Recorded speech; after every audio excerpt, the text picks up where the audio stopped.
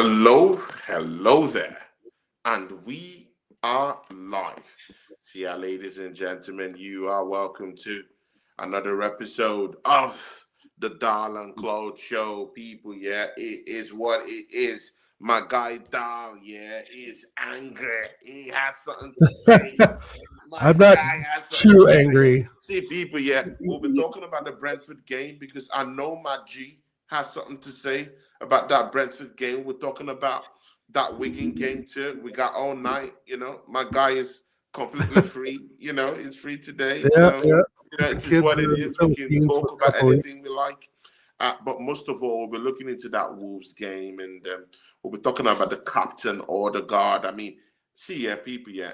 My G has always been talking about our captain. We'll finally talk about the news we got today about Martin Odegaard. We'll be looking into Madueke and into the repositioning of Bukayo Saka that we saw in that game against Wigan. So, people, stay tuned. Stay tuned to our guy, our Big brother. up, Doc.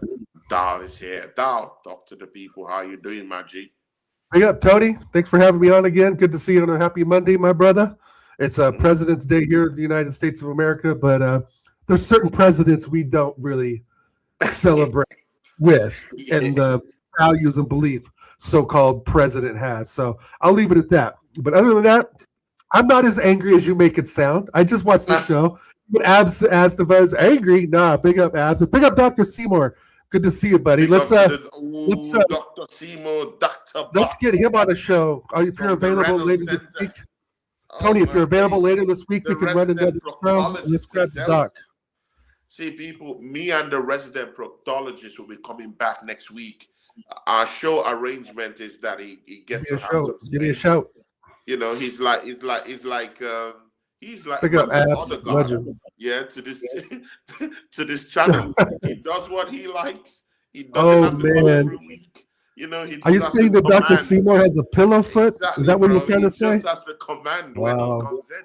So, it is what it is. So probably me and Dr. Seymour will have our show probably this week because for we've had 1 week space, so we'll be coming back this week. So later on, I'll fit that in. Deji Spores, your friend, is coming to the show, to the channel tomorrow, people. Tomorrow? So, funny, Tony. I'm off work tomorrow. I'm free tomorrow, too. I'm free tomorrow, too. Let me give him a cooking. It's coming tomorrow. I can't send me the invite. I would love to catch up with Deji. Since he ignores all my messages now in my voicemails. Will be live in the house tomorrow. I get oh my God, that's going to be a about train what's wreck. going on. And he thinks that Igor Tudek is going to get them out of relegation. So let's see about that. Oregon Gunner, bro. Welcome to the show. Talk to the people, my G. First things first. Why did we not sign anyone of importance in the transfer window while City took two of our signings we wanted, essentially? Right? Number one, that's what I want to say. Let's not forget the January transfer window. And number two, Brentford wanted it more than us, Tony. Brentford looked like they were the title challenger club. Brentford were getting physical. Brentford knew where to be. Brentford knew how to press. It's no illusion that we gave up a goal with that piss poor Norwegian captain fraud we have. He can go off to United, bro. See you later. Adios, amigo. We'll have fun. We will get to that. We will get to that topic, and if in fact that topic starts now. See, Dahlia. I mean, this is the captain of Arsenal Football Club. And where I thought that he started to get wrong in terms of the transfer of Martin Odegaard, number one was when Mikel Arteta came out live and debunked, the reasoning in some certain kind of Arsenal fans saying that it is the orders of Mikel Arteta that is making him drop down deep to get the ball from down deep to actually accelerate and send the ball, and of course, transition the ball to our attack and midfield or whatever. Yeah. But he is our attacking midfielder. Mikel Arteta came out to debunk that. He said, hey, I'm not the one telling him to do that. He threw him under the bus. Bro, I don't really see Mikel Arteta as that manager that throws his own team. Most of the team that he has assembled under the bus. Maybe somewhere internally he might have some harsh words to say to them. But to throw them under the bus, it's something I've not seen Mikel Arteta do really per se. But again, throw that all away. We go into the matchup against Kairat Almaty. We were free scoring in the first half. In the second half, we introduced Martin Odegaard. Phew. The goals dried up. Creativity dried up. Up-front movement. I mean, everything under truncation. Stink up the place. We even considered 2 more goals after he came onto the pitch. After that, we started seeing the dwindling lot of Martin Odegaard. Injuries haven't even helped his course at all, as he spirally coming in and out of injuries within that period till now. Now, fast forward into the game against Brentford. Man, you could see what he did in the second half. Drab second half. I mean, you saw what happened in terms of the goal. He was there to help his team. If he would have defended more properly, if he was totally switched on, he would have defended that goal and make sure that Brentford doesn't pull that one back. Again, we see all these things happen. To Martin Odegaard, but we've not had anything of substance. After that game against Kairat Almaty, our captain was linked to a move to Bayern Munich. That has dried up right now. Right now, we opened the papers early this morning, and then we are seeing Martin Odegaard having links to that Manchester United transfer. Dal, take it away. Go. How do you say "get out of my club" in Norwegian? Right? I'm not sure. I'm not multilingual, but in Finnish, it's points. Yeah, right. Yeah. Here's the thing. Here's the thing, bro. Is that he was awful against Forest. He was awful against. I think he played against Forest. He was awful against United, and there's been too many. It's slow horseshoe football, bro. U-shaped football with this guy. You know that. Big up, Jimbo.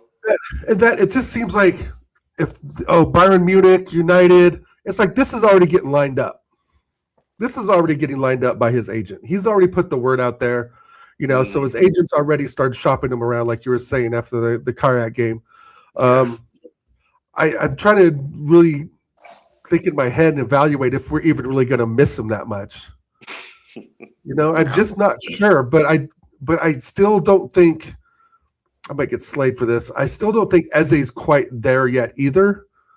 Right? I think he's a better player overall than Odegaard. I think Havertz, like we've talked just last week or the week before, that Havertz, as much as we get on this guy, being the donkey and so forth, he's overall just a better player, right?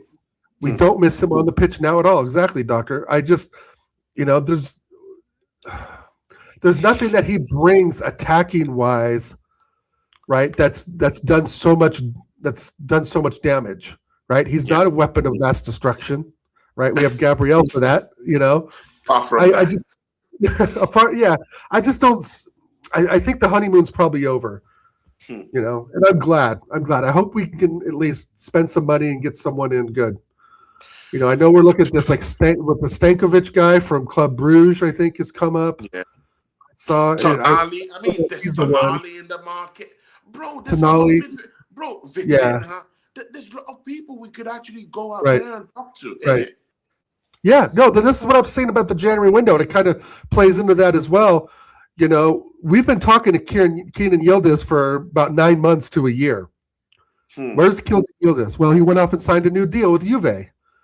And of course, there's probably some game time in that, maybe some bonuses, some goal bonuses and so forth, right? But the fact is, we were chasing this guy for a while, and you would think that coming in the title run and letting Nwaneri go out on loan, you would have some sort of backup plan with transfers. I know January window's not the easiest, right? Yeah. But we could have, if we were really serious, we could have tied up the Yildiz deal the first week in January, and then we could have given Newcastle notice that we were at least, looking, his agent could have, that we're at least looking to nick him, from Newcastle this January, and Newcastle would have had some time to prepare. But you're not going to pull a $65-70 million, top 10 midfielder from the Prem a day before the window closes. So that's why I wonder, like, as much as we give Berta praise, it would be great for Berta to actually drop the hammer down and bring in the Yildiz and a Sandro Tonali. And some people have said, I think in circles, that Tonali is maybe a summer purchase, and that's fine. But damn it, Tony, dude, I'm ready to win something now, bro. I'm not ready. Again, with your comments, I think we should have even pushed for Tonali, even in that transfer, bro. But it would, right? Yeah, exactly. But I'm saying is, you can't expect a big player like that to just go on the last day with 6 hours to go, right? That's my point. If we would have strategically said, okay, Yildiz, you come in, January 5th or 6th, right? Deal done. Yeah. You give Newcastle, you talk to Tonali's agent. They communicate to Newcastle. You still have 3 weeks to close a deal, bro. Yeah. That's my point, is right. You still have 3 weeks. Newcastle can find somebody. You pull up a youth, maybe, look a little harder at Jacob Ramsey and see what kind of role he'll play there. Because I think he would take the Tonali spot, unless there's another midfielder I'm not thinking of. But Joelinton has still been decent for them, so they could fill that spot, and they also probably wouldn't mind having about 65 or 75 mil in their pocket as well. And it's us not being ruthless, but we see City sign Semenyo, we see City sign Mark Gay. Exactly, in the general transfer window. That's what I'm saying. So if City could get all those kind of high profile kind of players, why can't Arsenal do the Tonali deal, bro? Why can't we do the Yildiz deal, though? I mean, bro, come on, man. The Semenyo thing was figured out in December. I mean, I know it was between us and City, and he went up to City. I know, and then we in December, I think we started really looking closer at Mark Gahey, who wasn't really our priority in the summer. Yeah, he's probably on the list somewhere, and then it finds out Gahey may go to Arsenal, and we're all like, yay! But then when's he going to play?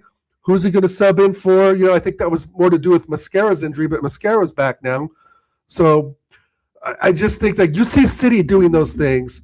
We need to duplicate those efforts. We need to look at our rivals, so to speak, meaning the other top 4 clubs, and say, okay, if they're making moves, we need to make moves too. This shit is chess, bro. It ain't fucking checkers, right? It's chess. It's about being strategic of what you're doing. We've been talking to Yildiz for almost a full calendar year, Tony. For a full year.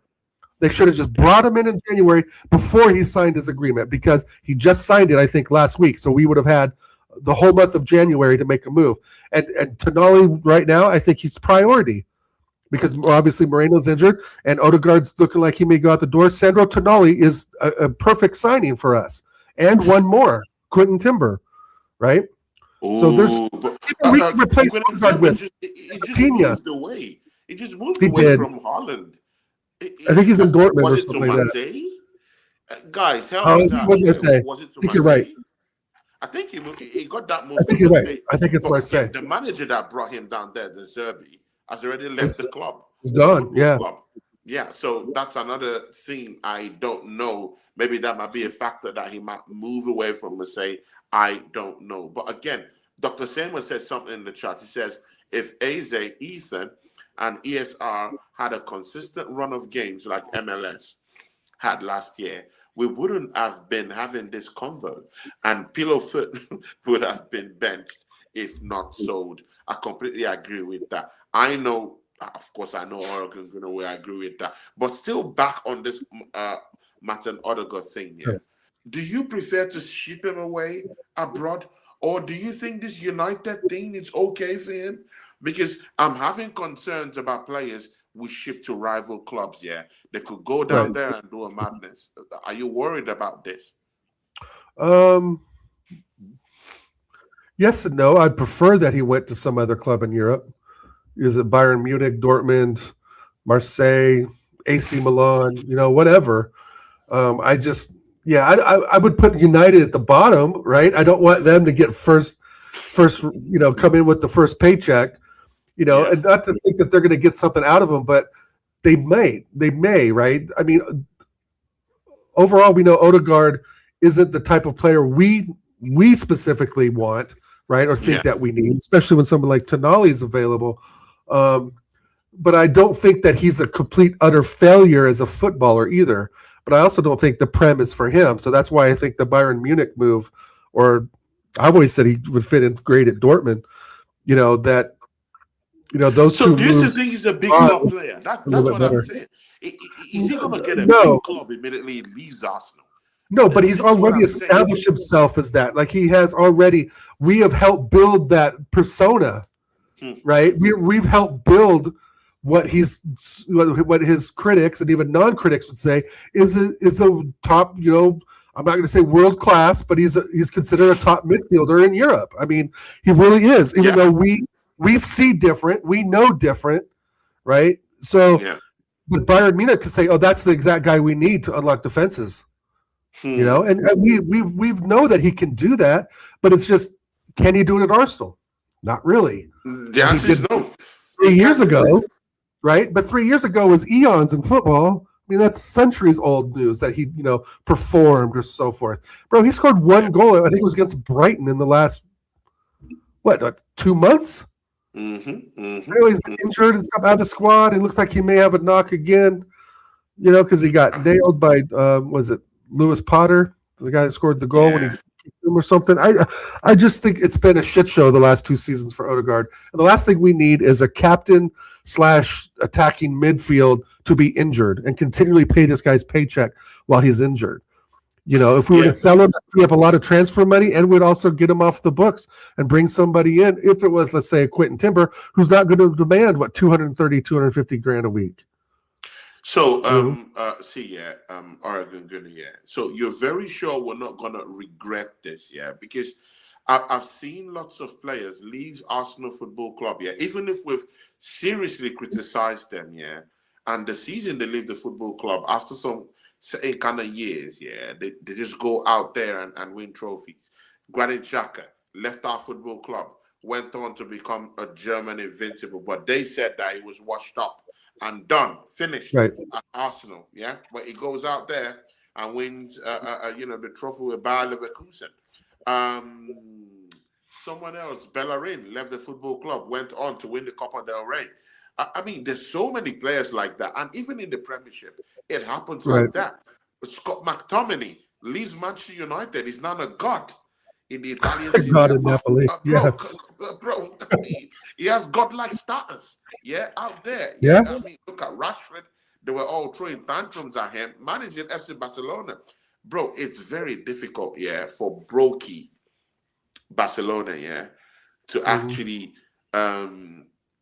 most of the players they've gotten on loan in recent years, they don't actually activate the sign-on fee for the player. They usually allow those players to leave.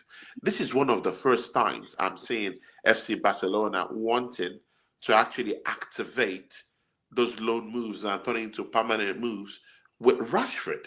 So right now, Rashford was castigated at Manchester United, makes that loan move down to FC Barcelona, scores a couple of goals for them. He's been decent. He's a decent signing for them. And now they're about to make his move permanent. In that vein, do you see Odegaard getting those big-time football clubs? Being that in the Premier League, we know it's high stakes, high rewards. He's not meeting those demands. Neither is he meeting the supply that Arsenal demands of him. And if players like Scott McTominay is doing these things outside the game in bigger clubs like Napoli, also Rashford, of course, in Barcelona, Xhaka in Bayer Leverkusen, do you think Odegaard can actually get the big one out there when he leaves Arsenal? Yeah, unfortunately, yes. I was saying, I think because we have built up his reputation, right? He's basically used Arsenal to restart his career. Let's be honest. He's used our club as a stepping stone to rebuild his name, his brand, right? But again, like I said, we know, though, we have eyes. We watch Arsenal week in and week out. We critique this guy when he does everything wrong, but we praise him when he does things right as well. I think everyone here, especially myself, you, our friends in the chat, and people in our community and so forth, I think we've always had a critical eye, but you have to have a critical eye. We haven't won shit in 20-some years. Well, I mean, the FA Cups, bar that, okay, good, fair enough to a point. But to lift the title, you may need a Scott McTominay instead of an Odegaard. You may need a Vitinha instead of an Odegaard, right? You may need a Sandro Tonali instead of Odegaard. Again, I don't really dislike the kid. I just don't think that he's a good fit for Arsenal and even the Premier League. But he's already got, 5 years now in the Prem, 4 years in the Prem, that, he's kind of, I think, seen by other European clubs. You can use the example of Rashford, who kind of hit a stall at Man United, right? Yeah. Wasn't getting playing time, wasn't doing that. And there's a lot of times, Tony, these players in the Premier League, as you know, for 5-6 years, and that's it, right? Yeah. The Premier League, the transfers and stuff move so fast. The teams at the bottom still get better, right? The teams at mid-table still get better, and they get more competitive. So I don't have I really think that if we were to really let Odegaard go, it'd command a decent fee. I think around 70 to 80 mil, which I know is laughable, but I think that's what we would ask for. And if he drops his wages a bit, I think Bayern Munich would be the spot. But if I'm Berta, I'm like you. I don't want to send him to a rival. I don't want him to be a Judas. You don't want to, You don't want to. They lift the title or beat us in an FA Cup semifinal or something, and Odegaard's out there, scoring penalties against us or some bullshit, right? Yeah. But I think Bayern Munich's the spot. I think that's a very, very. I think that will. For him to go to. Yeah, good place for him to go, and I think he would actually improve. Right, because the German side we know is a little bit slower. It's not as physical, and there's physical aspects. But when you go from Arsenal to Bayern Munich, are you doing an upgrade? Right? Are you upgrading? I mean, some would say yes. Right? Right. Is that upgrading? Right? Even though we beat them last time, but that's what one time, and I mean, they've put 3 games. I think we've tallied 15 goals against and 3-4. Besides the game we just beat them. So, they have a humongous record against us. But, 40 million, Doctor, I don't know, man. I think he's going to command a little more than that. And again, just by again, he's on high wages. That's the bigger problem. Not for Bayern Munich. All those figures there. Man is on high wages, bro. Yeah, but he'll drop wages. 240K. But Tony, some of these guys like Odegaard will drop a bit in wages to go to Bayern Munich, right? He'll get... You know what I mean? Yeah, because he'll want wages to go to Leverkusen. He won't drop wages to go to Dortmund, right? To the World Cup. Yeah, but if he wants to go to Bayern Munich, I'm sure he'll take a $30,000 or $40,000, a week pay cut to go be in one of the world's best clubs. Yes. Right. So I just think that is it a little bit of a loss for us? I'm not so sure. I think maybe a little bit of a loss in a way. But then man, it's not a loss. I got to be honest. I can't let my eyes deceive me, bro. He's just not good enough. He's just not good enough, right? And I think even if he wants to make that United move, I think the fans probably wouldn't get behind him too much. They'd be looking at the same things that he did wrong at Arsenal that he'll be doing wrong at United, right? It'll kind of even out, and he'll be their problem. But Bayern Munich's the spot for him. Yeah, definitely. I mean, I totally agree with you. And again, the last question about this Odegaard thing before we move into other greater things, man is still with the captain armband. If your captain isn't the guy that's gonna be on the pitch galvanizing the team and saying, hey, you know what, backing out orders, motivating the team to win, why is it that Mikel Arteta hasn't actually activated that cutout clause? Hey, you're no longer playing 90 minutes in my team right now. We can see it. You know it. I know it. You're not doing that, and neither are your leadership qualities actually showing in the team or actually clearly needed in the team at all. Right. So this is what we're going to do. You are going to actually relinquish captaincy to bigger characters in the team, like Declan Rice, like Gabriel Magalhaes, people of that ilk. When Martin Odegaard was coming onto the pitch in that Brentford game, I don't think the captain armband was given to him. Right. So this is a problem. There could be infighting. It could destabilize the team. This thing about captaincy can. Do you think Mikel Arteta is right not to have ripped off the captaincy armband from Odegaard? Right now, knowing that he's not having effective displays and knowing that he's not even there readily available for the team. Yes. Changes all the time. That's football. Sorry, Odie. Not good enough. I mean, you have to have these conversations, right? You have to have these conversations. If you're running your own business, Tony, and you got an employee that isn't doing their job as a leader, right? Yeah. You got to knock them off that. You got to strip them of that leadership role. Still maybe keep them in your business, right? Keep them still working in your business if they want to. But a lot of people are, they have pride, right? They get those leadership roles taken away, and all of a sudden it's like, well, what am I doing here if I'm not going to be the leader? Yeah, right. So I mean, at the end of the day, it's a business, and Arteta doesn't always have to be the one to do that. He doesn't have to be the solo. He can have Berta, Josh Kroenke, right? All three of them can strip him of the captaincy. All three of them can give an explanation, right? If we're all in this together, bro, it's not just always on Arteta to make some of these decisions, right? We need to make sure that we do it with class, right? I wouldn't say you just kick them out on a stump, but that's what we want. But that's not going to happen, right? Definitely. But I mean, but there's proof in what we've seen, Tony, week in and week out. Declan Rice, captain material. Gabriel, captain material. Yeah. There's your captain and vice captain right there, or the other way around if you want. Right? I think Declan Rice wants that armband. Declan Rice wants the armband, bro. He wants the armband.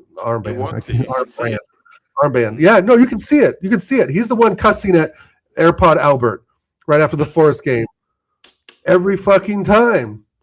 Right? He's the one yelling, getting arguments in the tunnel. He's the one yelling at other players, barking at the refs. Exactly. Gabriel Magalhaes arranging the defense, backing our orders at the same time to trying to arrange our players in set piece situations. I mean, we have players that are readily available that can actually take over that position without any problems, bro. Declan Rice, shout out to here to there. Man is down here. Enough of Martin Odegaard. I want him out of the football club.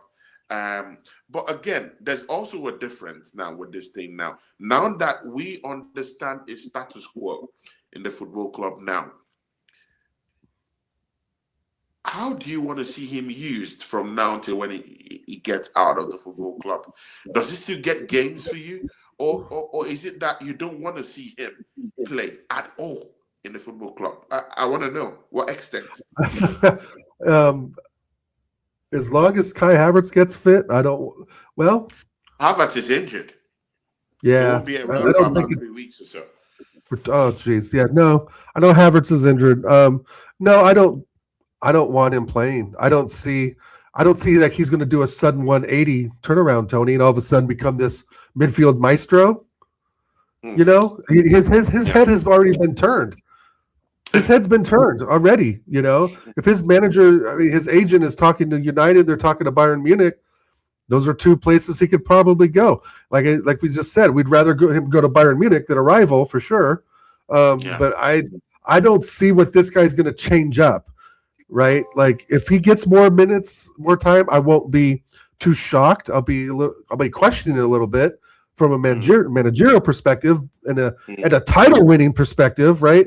But I'd also understand it that it's going to take a lot of more than just 18 players to lift this thing in the air, right? If we need to use everyone at our disposal, but everyone we use has to have some sort of end product and impact, right? What's the use of going out with Odegaard out there? We're still playing with 10 men. Yeah. Right. How many times have we seen him in the last 2 weeks go deep for the ball and try and dribble through a line of midfielders and defenders and pass it out wide and pass it back? Right. This is what he knows to do. This is what he knows to do. Yeah, I completely agree with Oregon. With every take with this Odegaard thing. Yeah, I mean, all true, since when Oregon Gunnar has been, telling us about this Odegaard thing. He was one of the first persons to actually tell me about this Odegaard thing, but I was a little bit reluctant because of sometimes he could just come in, still change the game a little bit. But right now, I'm not even seeing those little changes at all. It doesn't even do anything at all. So, there's no how you can defend those kind of situations where your captain, who's supposed to galvanize and motivate the team, is not it, bro. Leadership quality, 0. Yeah, availability, 0, because he's always getting injured. So, let's get this calamity out of the football club before it erodes everywhere. Before it ruins everything. Yeah, because let's just ship him out. Ship him out. Yeah. And those of you in the chat, you guys should agree. We have to ship him out. The next topic will be AZ, but big ups to here today. He says, cheers, chaps. Agreed, Declan is natural leader. Yes, exactly. That's what our brother Oregon Gunnar said. He says, I don't want to talk too much about transfers until the end of the season.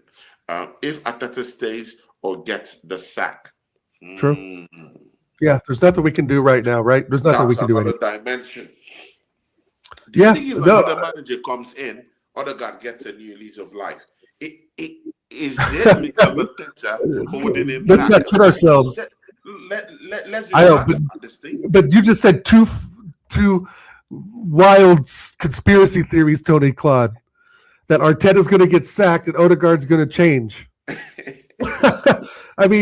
We can hope for that, right?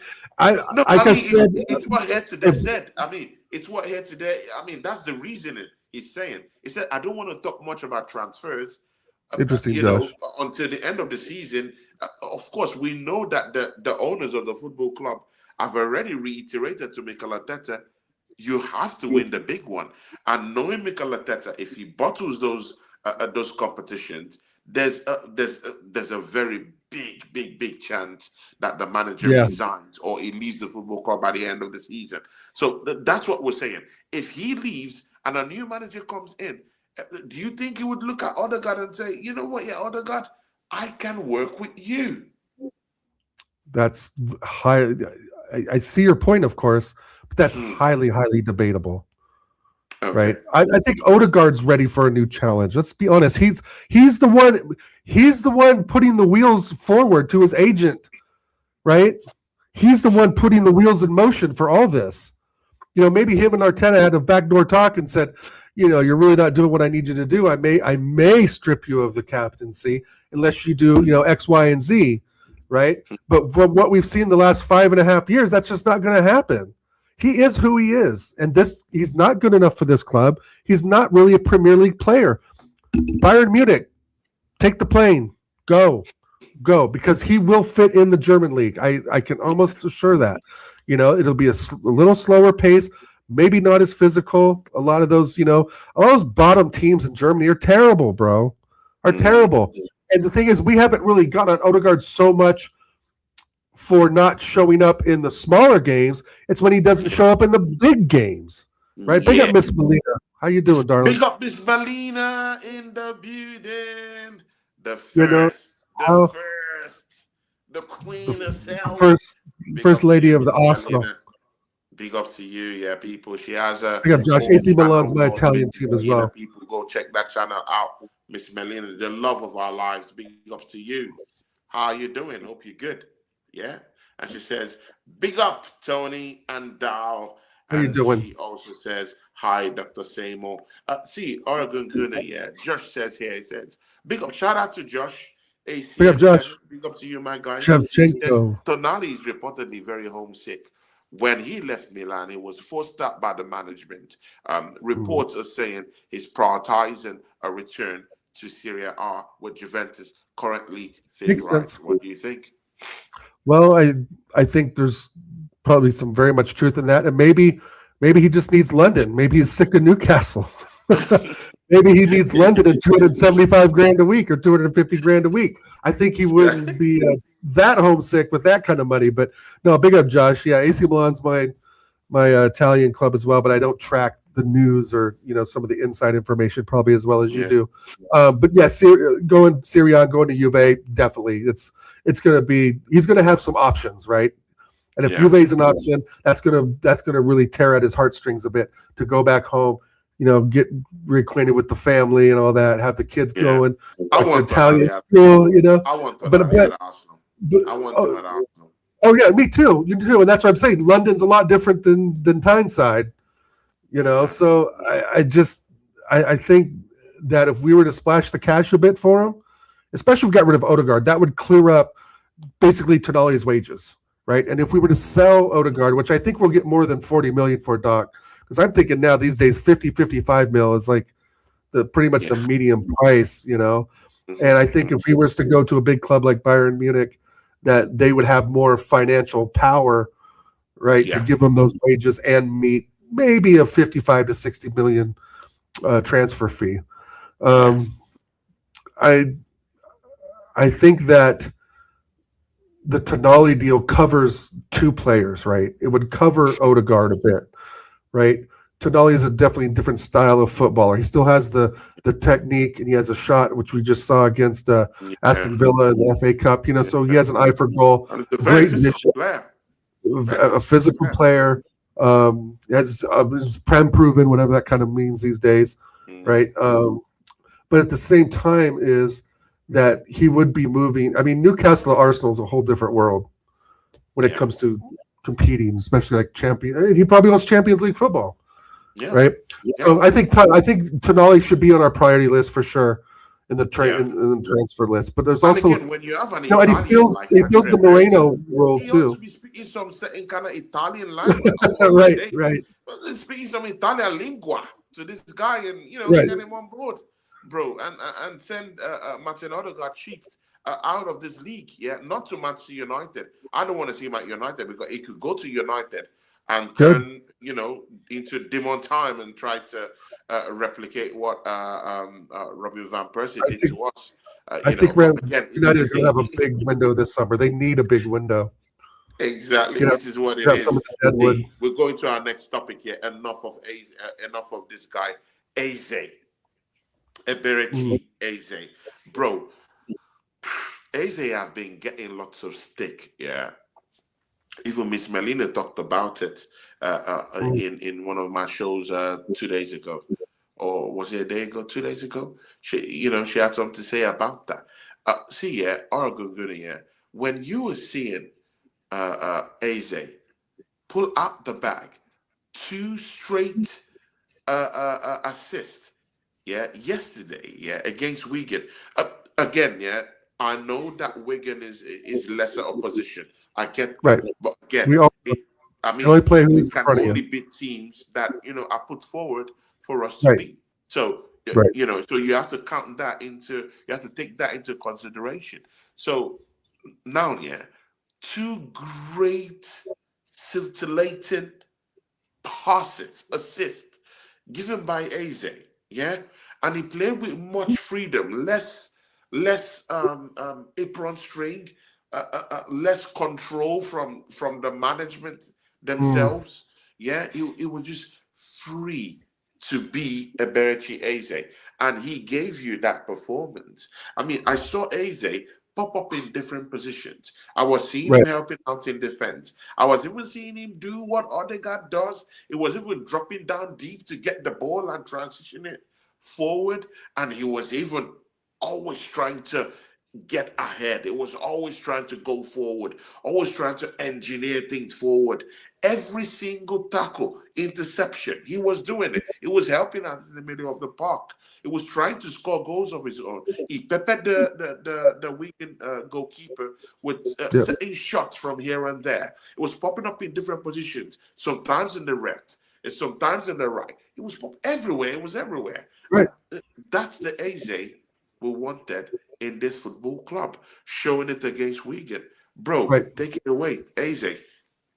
It was phenomenal. It was absolutely phenomenal against Wigan. And my main point is, those 2 assists were fantastic, right? Yeah. But my point is, overall with the squad, including him, is where was that hunger against Brentford? why weren't those opportunities at least somewhat visualized ahead, right? And all due respect to Brentford, all due respect to Wigan, right? They're completely two different levels, right? Brentford are tough at home. We knew that, but we need to lift a trophy, right? So that should override the worry or the toughness of Brentford. But it's just the hunger that I saw against Wigan, right? Granted, we had space. Like their back four is not near as good as Brentford's back four. Let's be honest, right? Midfield, etc. Player for player, obviously Brentford are better. Paul. Big up to you, Paul. Paul. But Eze still needs to make those passes. And this is what I'm saying with TJ on our reaction show. What was Wigan yesterday? When was Wigan? 2 or 3 days ago? Yesterday. Sunday. Yeah, yesterday. Thank you. See, now that the wife and kids are in the Philippines for the next 2 weeks, I'm lost. I'm kind of lost on time. Yeah, especially I'll be off of work the next couple of days. Yay me! Yeah. But other than that, no. Let me get back to the point. Eze was phenomenal, bro. But I want to see more of that. Like I want to see more of that. Trying to get those balls through, right? Trying to pass the ball through the channels. Splitting the lines. You can do that. Do it. If you can do that, do it more. But it's okay, bro, if we're making a pass outside the 18-yard box and it gets broken up in the 6-yard box by the defending CB. That's okay. It's called taking risks, right? Center backs are going to intercept passes. That's part of the game. And that's where I think that Eze kind of made a statement for himself. But the statement really was against Odegaard. Right? It was really Odegaard in Arteta's face saying this is what a central attacking midfielder needs to do. Play the ball through the channels up to the striker. Look for the winger at the peripheral vision of your eye, making that run and that quick eye contact and playing the ball, which was a glorious pass and goal by Martinelli. Right?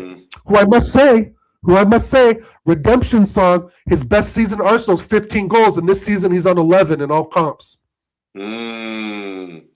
That's a different topic for a different show, right? Yeah. So I want Eze, if he's going to be slotted in as our new number 10 for the 12, 13 games that are remaining, please make those passes. Make the effort to cut the channels with those passes up to Gyökeres or Jesus, play out wide to Martinelli in attacking positions, right? So it's like, it was great against Wigan, but do it again.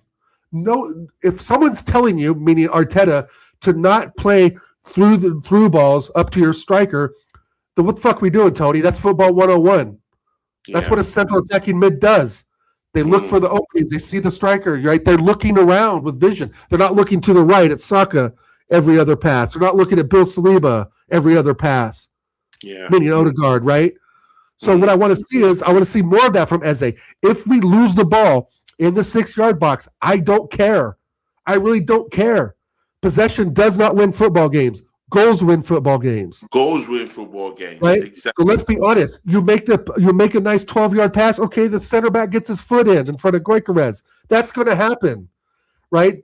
And there's times he's going to play the pass in. The center back's going to miss it. Gyökeres is going to take it and bang it in the back of the onion bag, right? It's either you lose the ball or you score, or the keeper blocks it. So you have a 33% chance of scoring a goal when the ball's played through the channels. Right? Yeah. So again, it's about the passes were great, the goals were great, the win is great, etc. But let's see that type of service to our striker against Wolves. Let's see that service to our striker against Spurs and Chelsea and we got Macclesfield coming up, I think, in the FA Cup. Mansfield, maybe I said that wrong. Macclesfield, Macclesfield, something like that. One of those names I can't pronounce. But anyway, do you see where I'm coming from, Tony Claude? You see where I'm coming from? I see, bro. I completely get you. Play the ball. We lose possession. We lose possession. That's football. Like we can't be scared to not go out in attack like Eze did. Right? Yeah, I get you. Completely get you. Big up to Paul Forward Blue Nose, who's down here in the charts. Head to there. Legend is still down here. He says, let's see that type of risk, tolerance. Arteta release the handbrake. I mean, head to there. I said it. Yeah. Release the goddamn handbrake. Release the handbrake. Tell him you there. Release the handbrakes. Come on, man. See ya.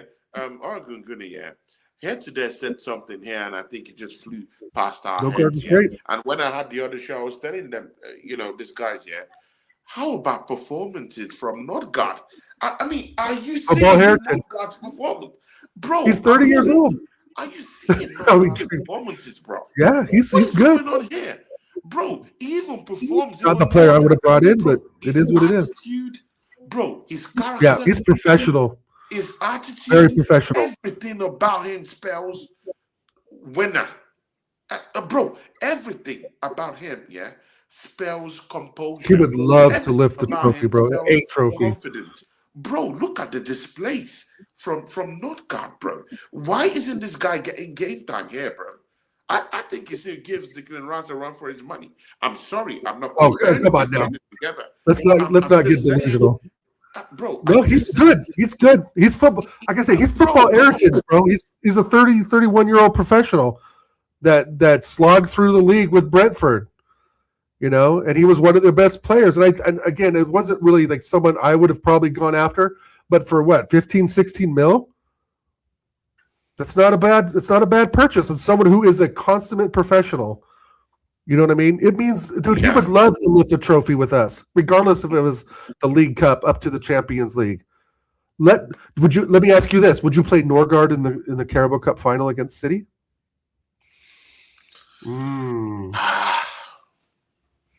If he's that good.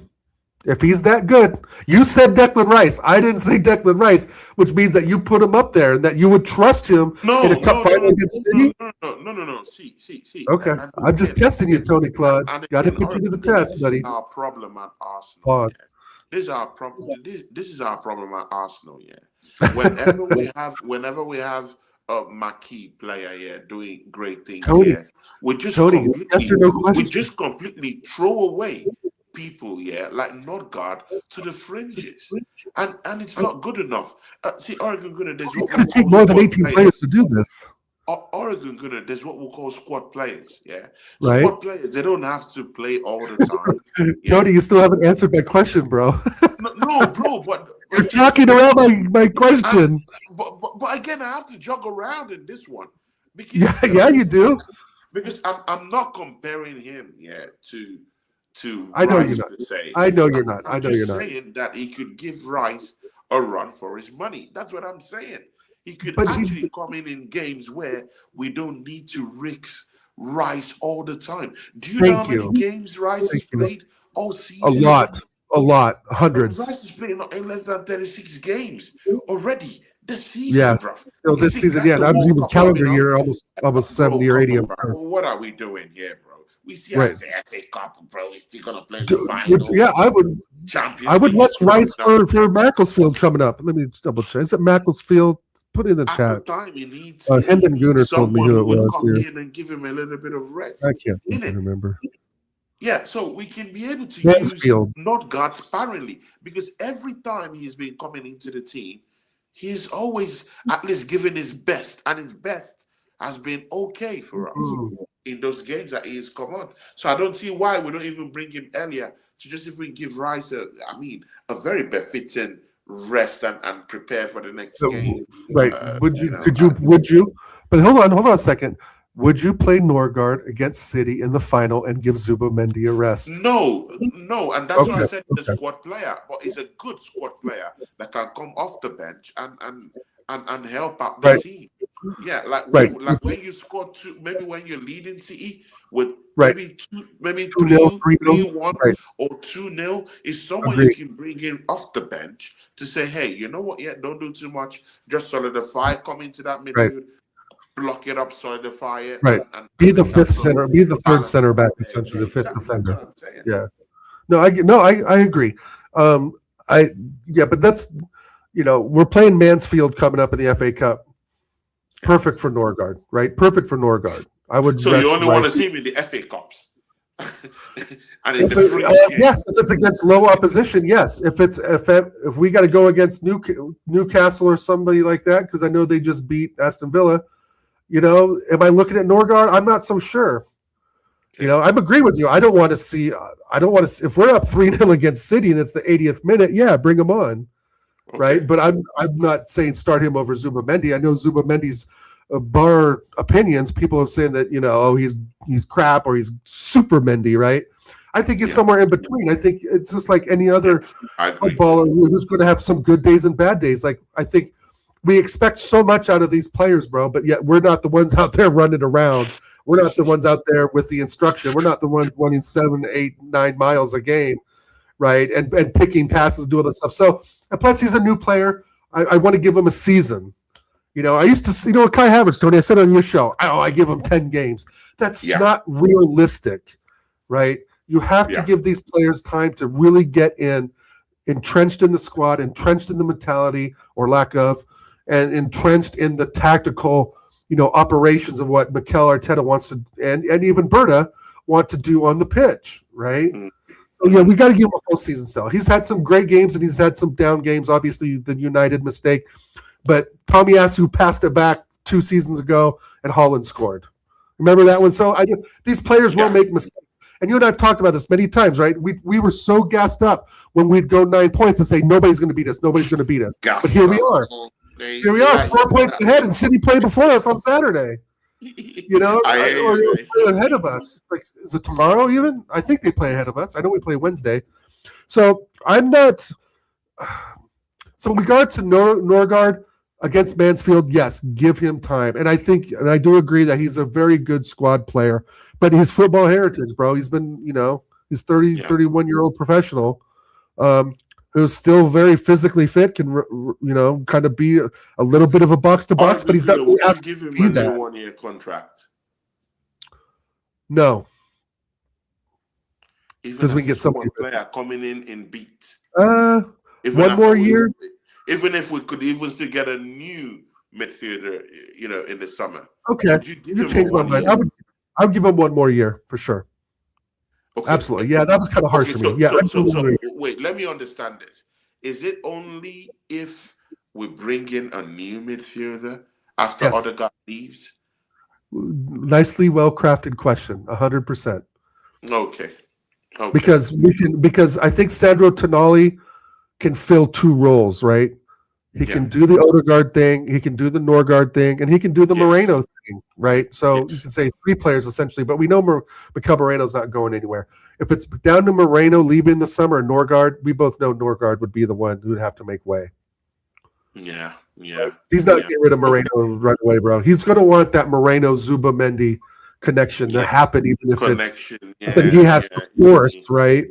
The Spanish connection, So, but I'm really looking forward. I'm looking forward to Odegaard leaving, to be honest. And it's not just, if it was his second year, I'd be like, maybe hold on a bit. Maybe there's something there.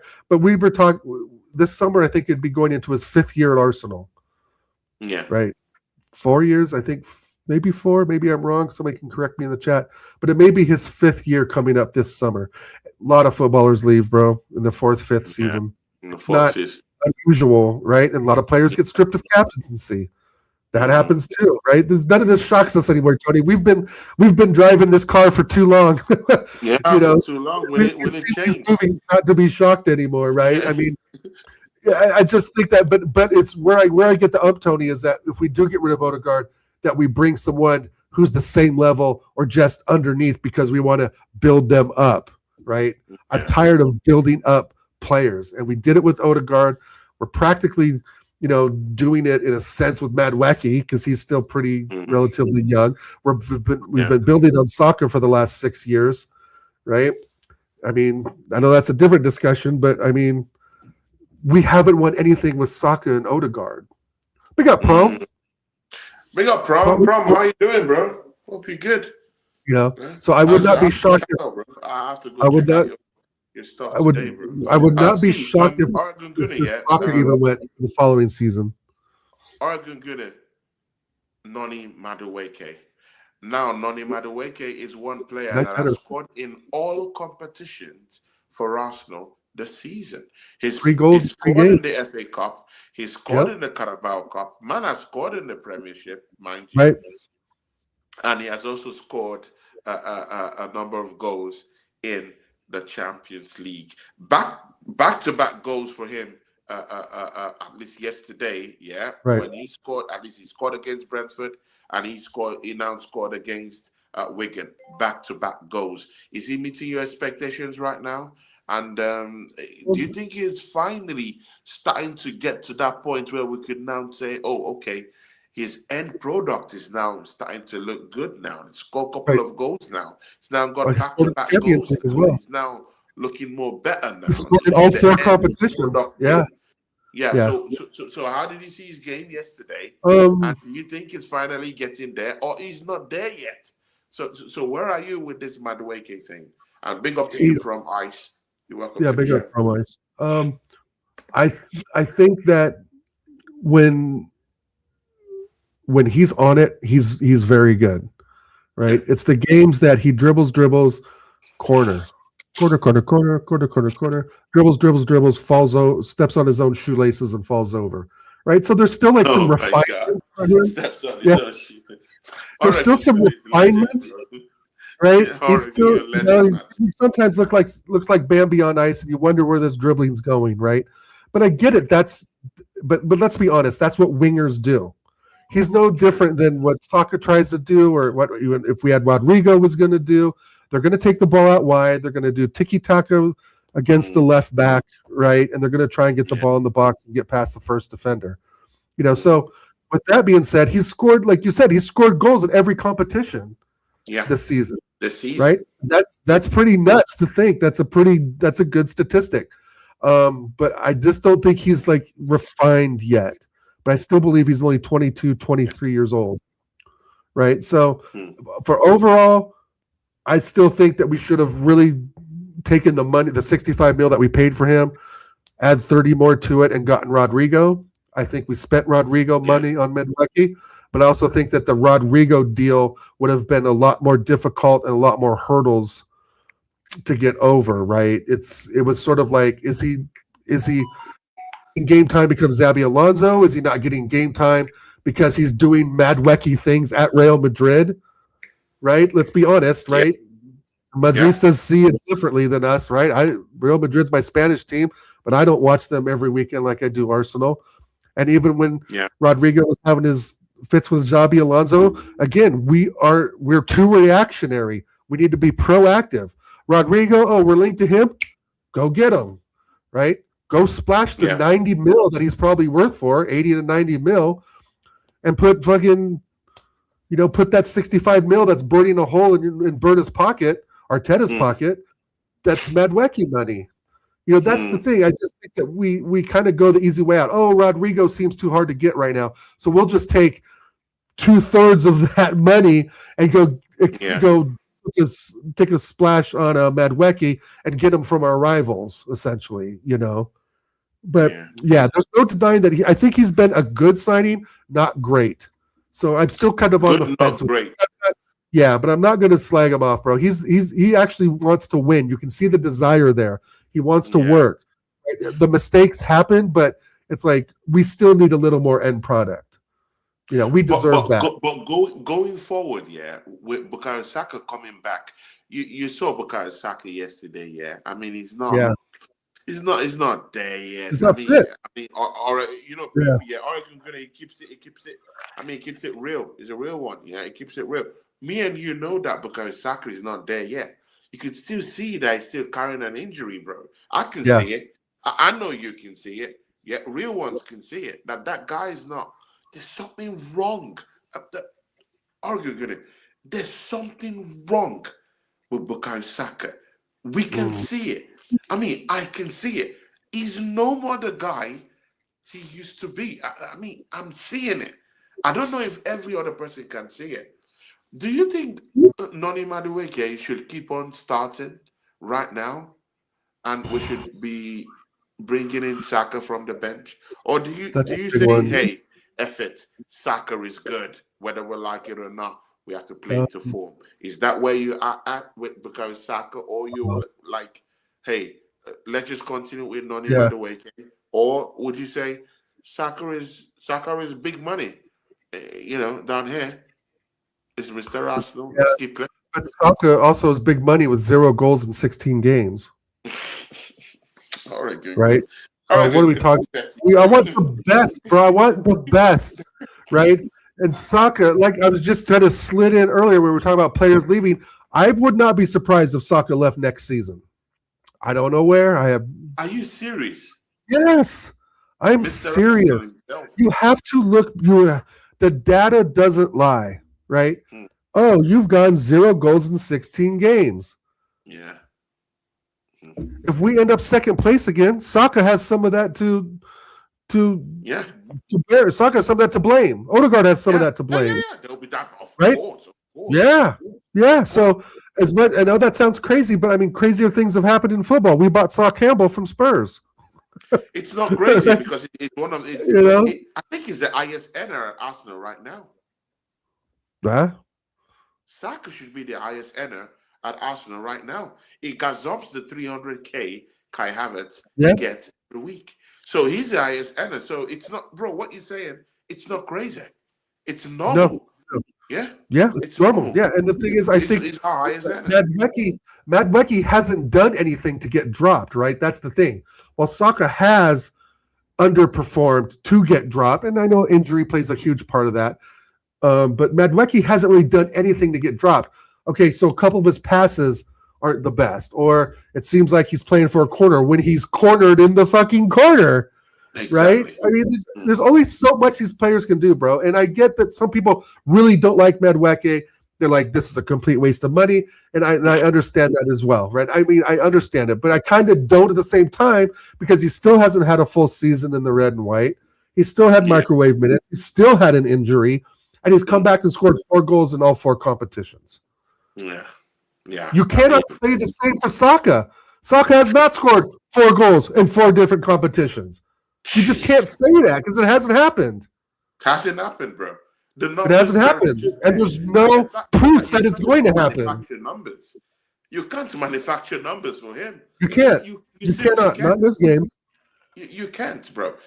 See what here today saying Saka playing in the midfield yesterday, an interesting wrinkle, a natural transition, as he can't sprint up and down the wing like the past. What do you say? There were spells in that game where he drifted down into that number 10 position, and it seems like he was having a go, but seeming like it was, controlling the game from the middle of the park. So what do you think? Do you think that Noni Madueke should just concentrate in that right-hand side, and because Saka should actually have a natural berth in that number 10 position?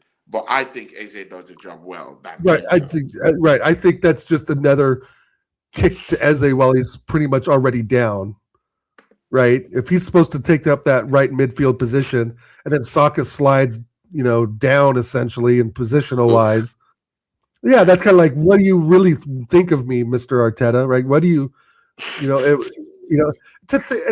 I know people are slagging off Eze again. His first season. Right, we're not going to get the same Eze that was at Crystal Palace. He's used differently. He's played differently. Right, it's a different cast of characters around him. Yeah, So that argument to me is dead. But I liked what I saw. But again, it was Wigan. We could take that chance. Right, Arteta could think outside the box a little bit. Right, on that, and say the Saka does need game time. He needs to get back to match fitness. But at the end of the day, Madueke's earned that spot. Like you said, the 4 goals in 4 competitions at the beginning of the show.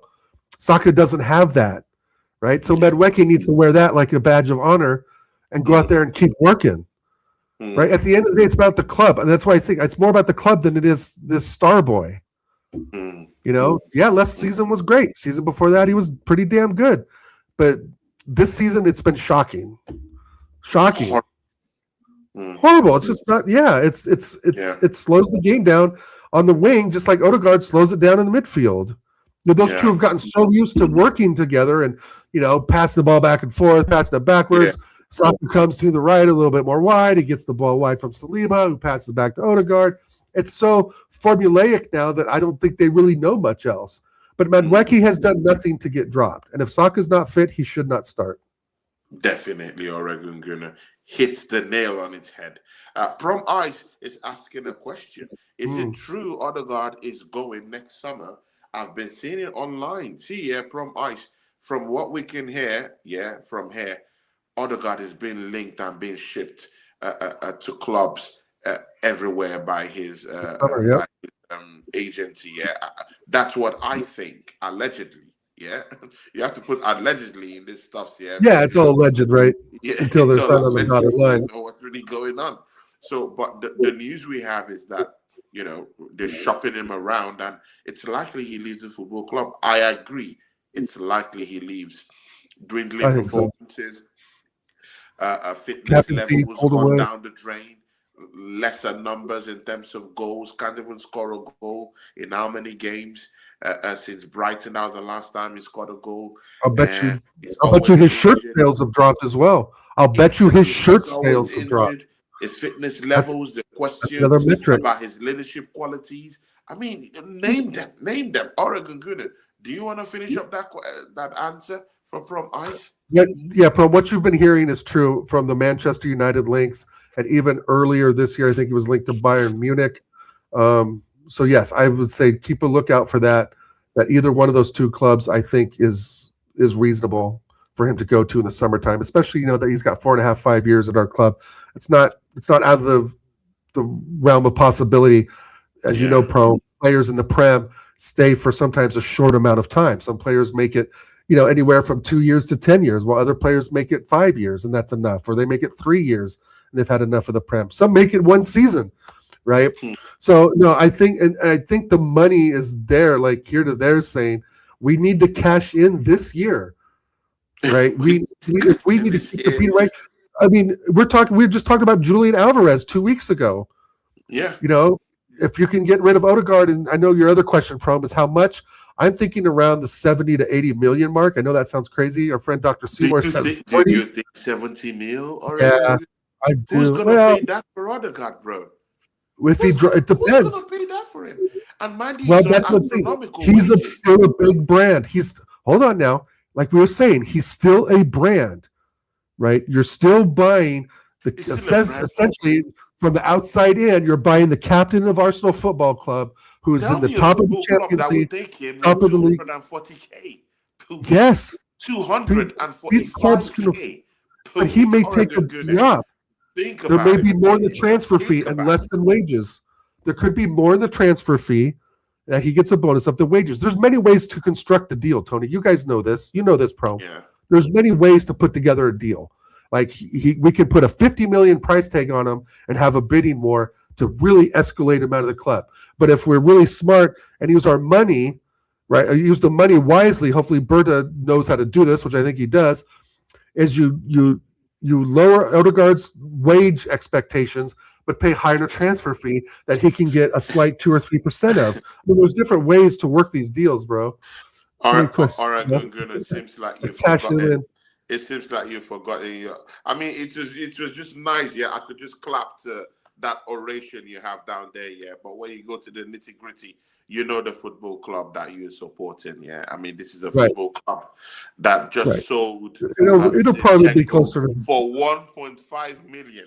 Oh man, right. Really? Well, right. Well, come on now. But Odegaard. I mean, let's not leave out the Saudi option either. Don't leave out the Saudi option. The Saudis could become sniffing around. Odegaard, really? Seriously? Come on, man. Maybe. Zinchenko. I repeat. Arsenal is getting only 1.5 million euros for Zinchenko. Those are two different players in two different positions. And he's also like 4 years older than Odegaard. No, I don't think that, but I know that's a number that's been linked to him. But even last season, PSG were looking at him for 90 million. Okay, put whatever your number you want. I'm just saying, if you put a high price tag on there, you may find a buyer. You put a low price tag on there, you go into a bidding war. I get that, but I'd say 70 mil and see what happens. The teams will literally struggle with what he's playing right now. Tony, how come Chelsea then can sell? If we can't do the numbers, how come Chelsea can with Kai Havertz? And hold on 1 second, please. If we can't do the numbers and get the right top dollar and valuation, why can Chelsea do it with Kai Havertz and Madueke? So Odegaard's not worth 80 million and Kai Havertz is worth 65 and Madueke is worth 55 and 60 and Odegaard's not worth 80? That's what I mean. We can be ruthless like Chelsea too. We can add a $25 million tax onto a $50 million player. I hear that. I hear that, Oregon Junior. But again, you need to look at the state of the player you're selling. I understand. Look at the state of Kai Havertz. This is a player that. Do you know when his last assist came? 2004, 2024. That one. Do you know when the last one came? That was over 10 games months ago. Away from that. 10 games ago? Well, he just scored against Brighton. I know. That we played about. When did we play Brighton? That was like November 2 months ago. Like that, bro. Yeah. Bro, he is poor. His displays are poor. I but think he's a brand. Struggle to flog him off. Even what you're forgetting, Tony, is that you're buying the Odegaard brand as well. You're buying the brand as well, bruv. It's not like he's just fucking Jean-Philippe Mateta, who's worth 35 mil and goes to Juve, can't pass a fucking physical, or goes to Milan and can't pass a physical, right? We're talking about the brand Odegaard, right? And what that brings. Captain of Norway, ex-captain of Arsenal. Those are premium prices that we, if we're somewhat ruthless in the market, can put on this player's head. But we are not ruthless. I know that's a lot. Exactly. You said again. It's a lot. But we are not 70, 80 mil. And I struggle to see Arsenal selling him for that price. Mostly now that he's been benched in the team. So now there's no pressure whatsoever on any other team that wants to come and get him. They're saying, hey, by the way, he's here on your bench anyway.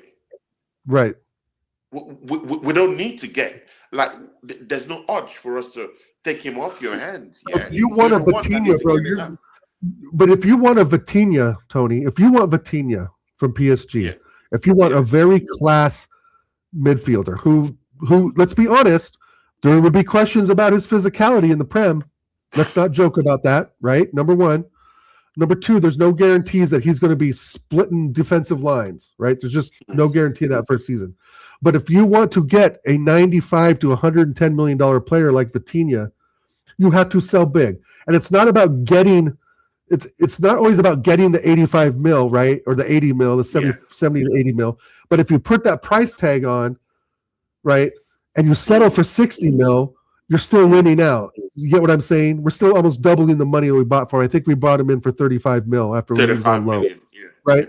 So, and with the success that the world view of Arsenal has now, of finishing second 3 years in a row, being top in the Champions League, being top in the Prem essentially now, and the Odegaard brand, you add those things together, you could put a premium on these types of players. Even though you know and I know that you know that I know, and our friends here in the chat know that he's rubbish, but he is not rubbish to prospective other European clubs. It's going to be up to him to lose the wage structure. It's for another club to change their wage structure, right? Yeah. But I'm glad you agree with me. If Chelsea can put 65 million on Kai, we can put 70 million on Odegaard. You see what I'm saying? I agree with you. If you don't ask for it, if you're hungry and you don't ask for a cheeseburger, how are you ever going to get one? If you're hungry and you want peri-peri chicken, you gotta want it. If you're hungry, you gotta want the peri-peri chicken. It wasn't always injured. He was always playing. He just won the Champions League 2 years prior to that, before he made that transfer. He was always playing. It wasn't like he was always injured. It was always playing for Chelsea. It wasn't like sitting on the bench. Now we have a captain who looks like he's losing his captaincy, who has clear fitness problems, who clearly looks like a player that the manager doesn't want in the team, and he's not playing well generally. He doesn't have enough goals this season. Neither is he even the assist king that people think he is. And again, it's one thing getting the assist, it's one thing getting the goals. Those are parameters you can check. But man is not even helping in the creativity at all. So it's not even it's not even getting the assist, it's not getting the goals. The creativity is not even getting it. And his physicality is completely banged up. So I think this team's will really struggle. You talked about the brand. I completely get that. Maybe that might be the issue with the whole thing, the brand. I completely get it. But again, how many teams want to do vibes now? I mean, most of the teams want killers and soldiers in the teams rather than vibes. Don't want vibes. It's only a team like Arsenal that will want to get a player that will give them vibes on vibes. I don't think all these other teams are serious. Man United will not want to get a player with vibes. That's what I think now, because they want to literally grow. You don't have to look at someone with vibes and all that thing that would come with the cross turns and all that. No, they want serious players, killers in the middle of the park. That's what they would. Why do they want Odegaard? I don't know. It might just be the age. They want serious players and killers, and Odegaard ain't the one, bro. All I'm saying is, if he's regarded as a Ferrari in all of European football, which I think clubs think this. Ferrari. We know he's a fucking. We know he's a Datsun 510 from 1979. We know that. But European eyes and European owners who have money in their pocket rate this guy. I'm telling you. They do. He's rated in Europe. And what I'm saying is you put that 70, 80 million price tag for 2 weeks in summer. No movement. Okay. 60 mil. Movement. We need movement, right? You can't, if you put up 40 mil, you're going to have fucking people lined up to get him. And how much profit are we making? 5 mil over him winning nothing for us in the last 4 years? Yeah. So I'm like, if you want to run with the big dogs, bro, you got to get off the fucking porch. True. We can't be doing these teams favors by saying, oh yeah, we know he's worth 40 million, so we're going to price him at 42 million just so we're not hurting you. Remember, we're the club that fucking had what's his name offered for free from Brazil, but we decided to pay him 6 million out of our good graces for. Yeah, but again, you've totally forgotten that it's not just football clubs that told you to actually turn his wages into an astronomical snowball. I mean, look at what he's earning to the team. So they would have to pick up the tabs there. Okay, I completely get you when you say, okay, they could arrange something with the whole transfer fee, but that means lesser transfer fee to Arsenal. That's what it translates at. That's why I put 70 million price tag on him. See what happens. Okay, 80 million is a bit much. I'm just looking at different positions through which we could look at this thing. Right. We could say, hey, we could do a good business. We could actually, lower the fee just a little bit because of the wages it's commanding. Because now I'm struggling to see teams out there that would give Martin Odegaard 245K a week. That is on at Arsenal. That's not going to happen, right? And that's why the deal has to be. Yeah. That's why the deal has to be constructed properly. So now it's very impossible for us to say, that we're gonna give him out. We're gonna sell him for about 80K, and still demand for this teams to pay him 245K. They're not gonna do that. So it's gonna take a big chunk out of the transfer fee. So that's why I'm now looking at it like, okay, good. If any club that of meaning that's coming for him, they'll likely say, okay, good, because you've given this guy astronomical fees. This is what we're gonna do.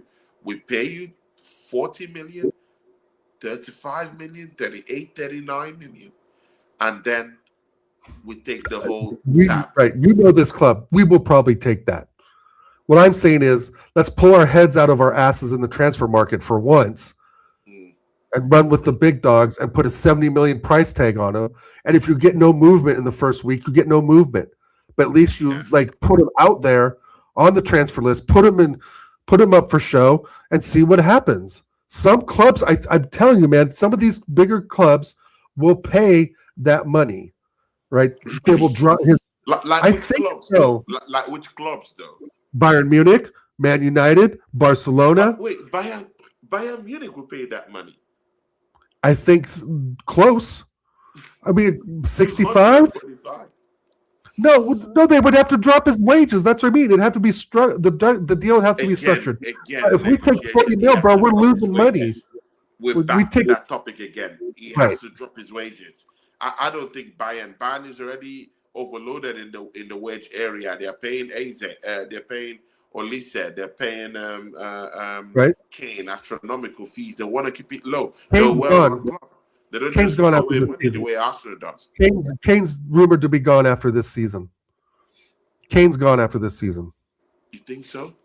I've already saw the headline.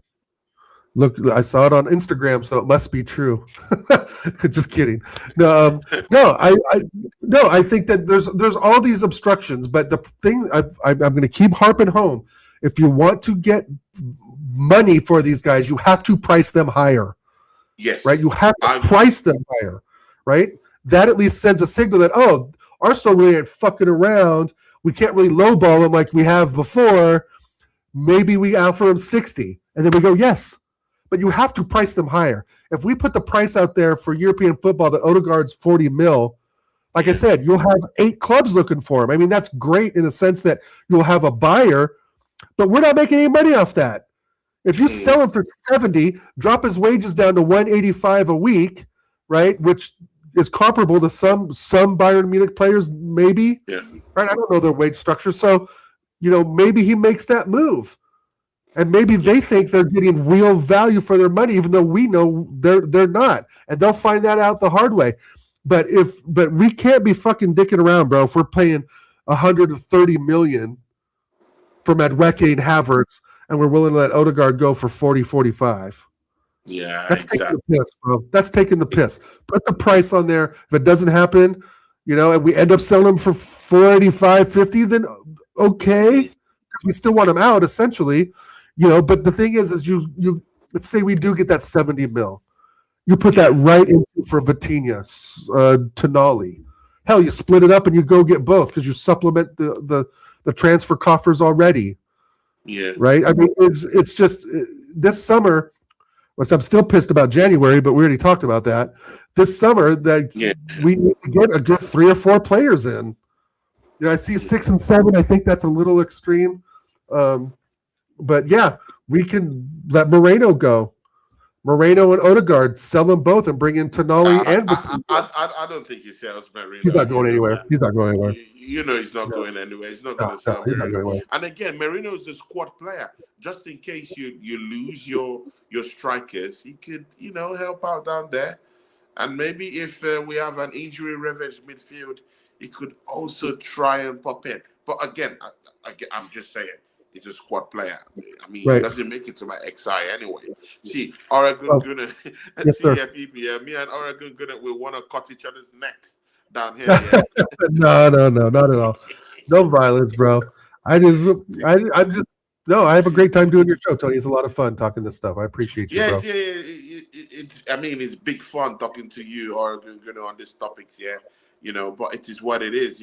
Let's leave these transfers for Andre Berta. Let them go. Let them go cut their necks down there for us. Just bring in the players. That's all that concerns me. Oregon, before we go, let's talk about this Wolves game, my G. Wolves game, my G. See, must win. Yeah, must win. After dropping points to Brentford. Another fucking must-win game against low-level opposition. Unbelievable. We can't overemphasize what this means. We have to win against Wolves. There is no hiding place for any of these players. They need to show up and they need to take their chances. Over to you, Oregon. I'm going to make my prediction right now. I'm going to predict 2-1 to Arsenal. Okay. I think the Wigan game will help us a bit, and hopefully Eze can find those spots through the channels to play the through ball up to the striker. Right? Hopefully we get a duplicate performance. I do think that we could make a mistake, so that's why I'm giving Wolves the benefit of the doubt, especially we're playing at the Molineux, I believe. It's away, isn't it? So they're going to be hungry for a point. All the teams at the bottom are hungry for points. So the way we've been playing, bar the Wigan game, has not been good. So I think we squeak by 2-1. I think we squeak by with 2-1. I expect to see. Do you think Wolves will make it harder for us? The last time they came, you knew how we struggled against Wolves, bro. When nearly, it was own goals that got two own goals out of that got us out of that situation. But the pressure's there, right? Do you think Mosquera comes in and Mosquera for Wolves? He came on and he tried to irritate our players And remember, 2 seasons ago, he stepped on Kai Havertz, held, choked Kai Havertz. Oh, right. That's right. And grabbed Gabriel Jesus' bum. I mean, bro, all these theatrics, we've seen it all with Wolves. What do you think, bro? Apart from the prediction, bro, do you think it's a cagey game, or do you think? I think it starts a little cagey. I think it's going to be pretty boring the first half, and then it'll come alive in the second half once teams get a little more urgency. No, I think 2-1 is safe. I'm thinking the goal scorers could be Madueke and Gabriel Jesus possibly. I don't know who's going to start necessarily. I'd like to see Victor Gyökeres start, but I'm not so sure. I'm just not sure. It's going to be different. I mean, the game will be on Wednesday, so I'll be home all day to watch it, which is great. But I just think that, it will be a bit cagey in the first half, but that second half, I think the urgency will kick in, and you'll see us dominate them a little bit more. I think we'll dominate them in possession. We'll dominate them in the midfield, but it's just those counterattacks that is shaky. Because let's be honest, Mascara looked shaky as fuck against that counterattack against Brentford, right? But look at from Ice. He's saying 1-1.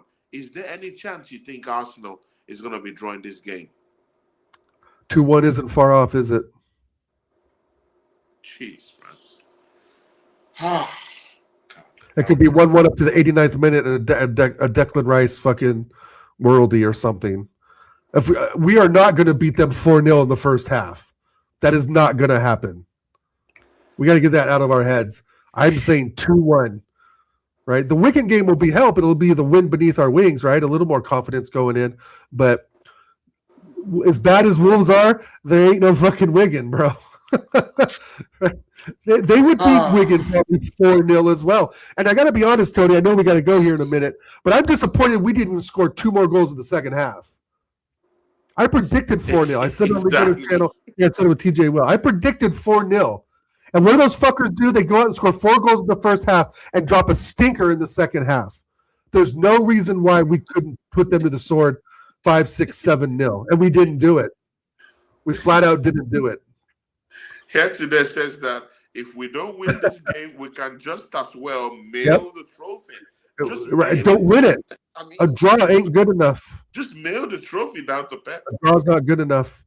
I expect 1 draw the rest of the season, and that's at the Etihad. Oh my days! If we draw at the Etihad, I can kind of to win this game. It has to be a big win. And again, see, do you think this puts extra bit of pressure on Manchester City to win that game against Newcastle? You remember, pressure is actually playing a big thing in this title race, the way we see it. Right.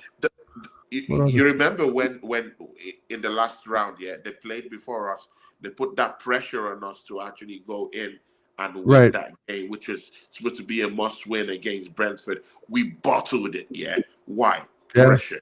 Do you think if we win this game, do you think it puts Manchester City under pressure and tests their mental strength? Yeah, because we'll be 7 points up. Yeah, we'll be 7 points up if we win this game going into Saturday when they play Newcastle. Remember, we got Spurs Sunday, so the fun doesn't end, bro. The fun doesn't end. No, I think this will put pressure. I think pressure's on both clubs. Pressure's on both clubs. I mean, different kind of pressure, right? We want to have that maintaining pressure to say that we are here to win it, and Manchester City are to have the chasing pressure, right? They're chasing the points essentially right now. So I'd much rather be in our position. And 4 points is 4 points. It's good, but it's not safe, right? It's not safe. If it's 9 points up, bro, if we're 12 points up, if we would have beaten Liverpool, if we would have beaten fucking Forest, if we would have beaten Brentford, I mean, this trophy, the game of the Etihad wouldn't matter almost.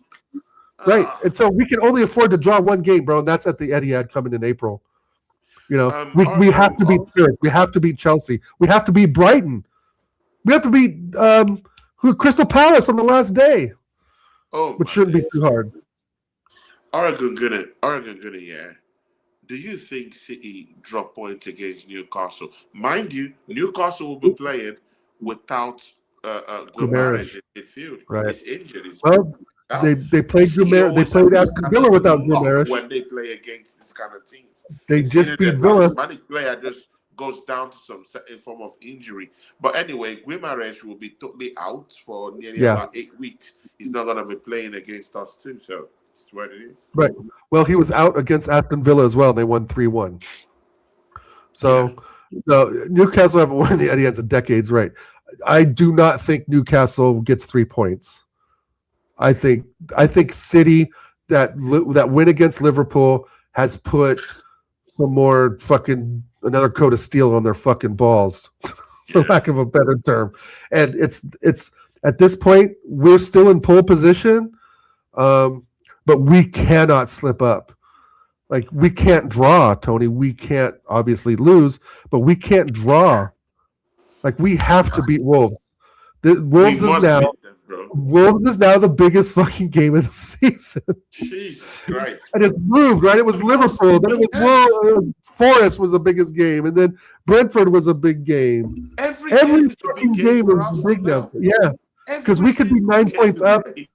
We could be 9 to 13 points up by now and have the wind at our back and being like, let's go out there just to not lose. And we draw, but we're still 8-9 points up. Make it easy for all you guys. Make it easy for one. Yeah, no, we've fucked this up, bro.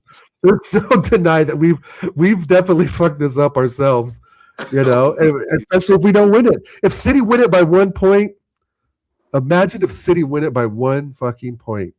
Jesus Christ, bro. It's realistic. It's realistic. Bro. I know. Our enthusiasm in November has really subsided a bit, Tony. Now that's February, which you and I talked about. After January, it's a whole different season for Arsenal. It's a whole different season, people. We need to get that. Thanks for having me on, bro. We need it. So, what's your prediction for that Man City game, though? 2-0 City. Oh, you think City would win, yeah? Yeah. Dude, look at their schedule. Look at their schedule and tell me if they're going to tell me in the chat. Of course, they're going to lose not many points at all. I get that. But again, they have teams that are going to be fighting relegation. They do. That's something you don't want in. That's something you don't want in your plate. Yeah, no matter whether you're a super team or a team. You think that scares Pep? With super soldiers, I don't care. You don't want to go away from home to Leeds at Ellen Road while they're fighting relegation. I know that Arsenal did their thing at Ellen Road, but beat them 4-0. Yeah, we beat them 4-0. But again, they're still a difficult team to still beat in that same place, bro. So City go down to Leeds to go play at Ellen Road. It depends. I don't know, but that's a potential. But now I think you're underestimating the Liverpool win and how much that means to them. They haven't beaten them in years there. Years. Yeah, that's true. Do you think Pep's, after all that, do you think Pep's really worried about fucking bottom half table of teams? But look at what they did to Fulham. No. Relegation bound teams could actually.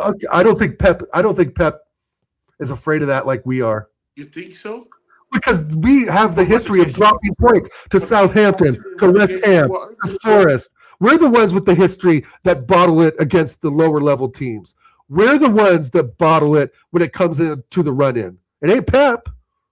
I hear you, man. I hear you. I hear you. You're correct. No. You're correct. There's no argument in that. But again, stars make fights. Sometimes reasonings do make these fights too. I think that any team that goes to Ellen Road will smell the rod. Mostly now that they're fighting relegation. So, and again, teams like Nottingham Forest that's also fighting relegation will be the next matchup for Manchester City. That's a potential banana skin one. Manager bounce, apart from the manager bounce that'll be happening down there. But Forest are not good. Points.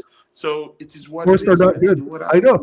I get what you're saying, Tony. But we talked about Newcastle in December. We talked about them in November. We talk about them, of course, as we do our show at the beginning of every season. This is not the Newcastle that was the first half of the season. This is the Newcastle pushing for a title race. This is a different team, right? Yeah. They have the ability to switch it on. We do not. I thought we did. I thought the Villa game was the statement, bro. I thought the Villa game was the statement, right? That got them clearly off our backs. We propelled that much further up the table ahead of City. The Villa game was the statement. And what have we done since? Draw, draw, draw, and draw. Draw. It's crazy. Win, draw, and draw, or something like that, right? Win. Bro, we've gotten 3 points out of a possible 12, and we're talking about being champions? City are unbeaten in 11 or something like that in all comps. So, I mean, we've got, this is the time where we'll slip it up, and as we've seen in the last 3 seasons. I'm sorry to be downer, but it's just the reality we face, bro. Because why I'm feeling down is because everything you're saying is true. It's true. We've followed this club almost 30 years. It's facts, bro. We had a great spell for a while, but never really. I painfully agree with it.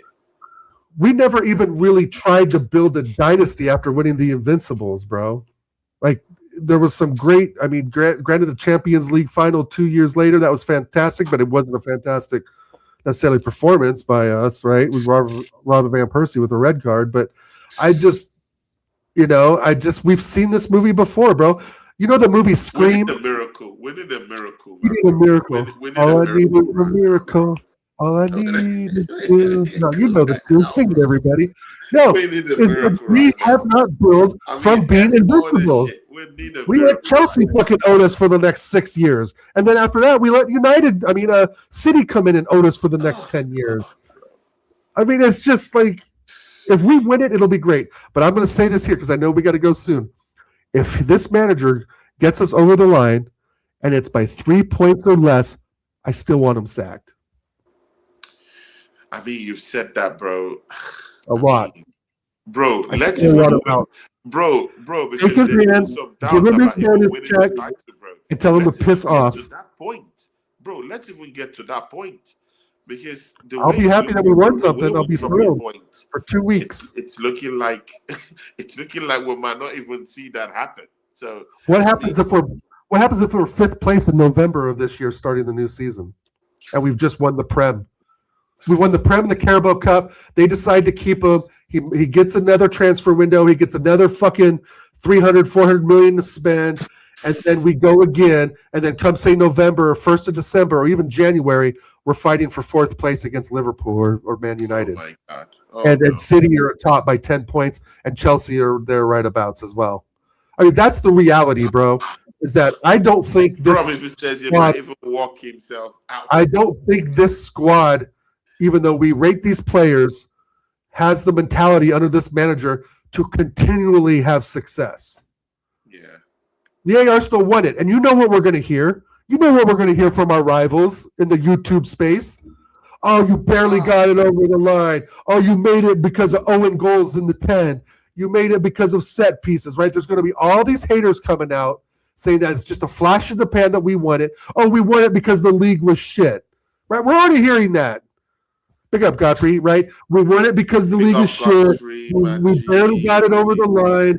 If Liverpool weren't that bad, we would have won it. If City didn't have a fall off at the beginning of the season, we would have won it. We're going to hear all that crap from all of our rivals, bro. And that's why I'm saying if he wins it by 3 points or less, I want to cut ties, get a new manager in that can have a preseason, that can have a transfer window. That's a good name. Luis Enrique, if you're listening, right? A big name, and get them in. Propel from the success that we may get in May of lifting something heavy. But if we win the league, dude, by 6-9 points, which I don't think is going to happen, but if we do, then I would say, okay, maybe there's something there to work with one more year, right? But a lot of people say fire him now, fire him in the summertime, even if he wins something at all, regardless of the point difference. But 2 to 3 points, bro, winning this league, the way the league has been this season, and the way we've performed down the stretch, we will not win this by 6 or 9 points. If it's a point, I'll be excited, but that excitement's going to be gone quick.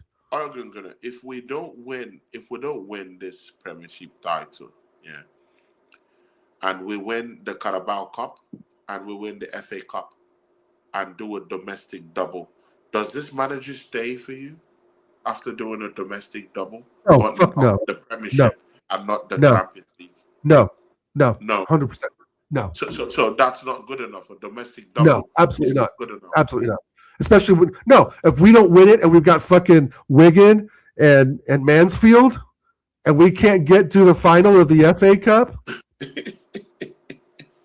what are we doing? All right, good. This is the same manager that had us draw with Rapid Vienna.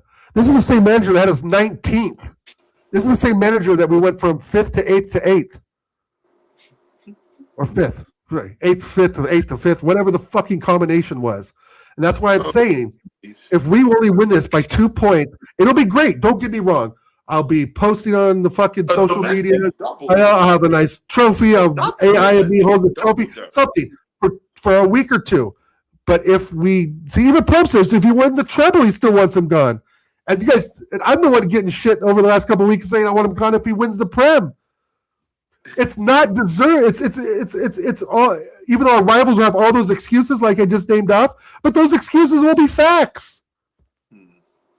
Those reasons will be facts. I hear you. I mean, I'm just the experiment's over. You win the trophy. Yay! Project done. Start again with a new manager. 3 or 4 new recruits. That's a new manager have a preseason. Let a new manager spend some of that fucking $500 million that we're going to have to spend in the summertime, maybe, if that much, right? Depending on what the rules are and where we're at financially. I mean, it's just, if we end up 4th, bro, in December, it's done. It's done. That's the whole thing. It's done. There's not going to be any, comeback. If City's 8 points up or 7 points up, there's no coming back. To stay, maybe. It depends to me on the point differential and how we went out. But I know I got to get going, bro. I got to make a phone call here. Yeah, definitely. Of course, big up to here today. Big up to everyone who joined us. Prom Ice, big ups to you. Oregon, do you have anything coming up? Coming up, I'm probably going to do a reaction with TJ on Wednesday after the Wolves game. Possibly, I think we're doing an American Idiot show. I'm not sure, but let me know. I'm pretty much for Thursday. I'm going to be at the office, but I'm definitely free over the weekends. Thursday, we can do a review show. I can do a show with you after TJ or right before. Right after if you want. Yeah. We can figure something out like that. I don't even know if TJ and I are doing a reaction show. He may have work. Yeah. So, we can do a late show. We can do a late show on Wednesday because throughout the week I'm free. We have a winter break, so I'm off. Oh, do we? Yeah. So we can even do it after TJ. No problem. I was scheduled on Wednesday for a post. Oh wait, Tony, we don't have a winter break. Sunday is Spurs. After Spurs. Spurs is Sunday, bro. That's Spurs on Sunday. Yeah. That's 6 days away. Okay. So, got you. People, big one. I have Deji Sports coming tomorrow. 2 big games. For listeners for that one. Me and Deji Sports going to be sparring tomorrow. I will be there for that. I'll be back on Wednesday also for the watch along. See, people, from me and Oregon doing the people. We are out. Catch you guys soon. Thanks, cheers, chat. Good to see you, Godfrey. Prom. You're there, legends. Big up to you, Prom Ice, for showing up here today. Big up to you, and Godfrey. Big ups. Catch you guys soon. Peace. Peace. Peace.